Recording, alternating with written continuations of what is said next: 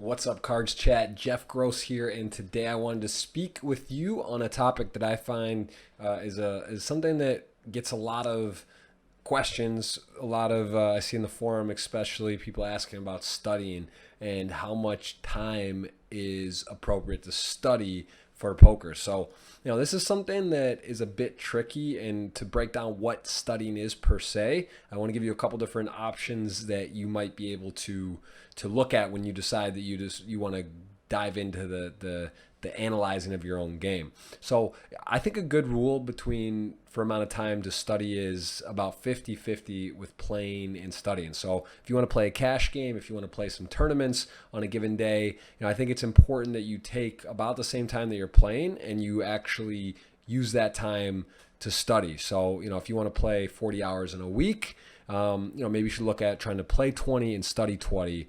I think that's a good rule of thumb.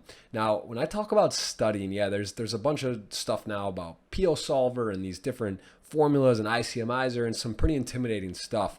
I think there's even now on CardsChat, you can see that they have the odds calculator. This could even be something as simply as running some equities, putting in inside of a calculator, running some different situations, some different hand scenarios, understanding, let's say ace king versus kings. What does that look like?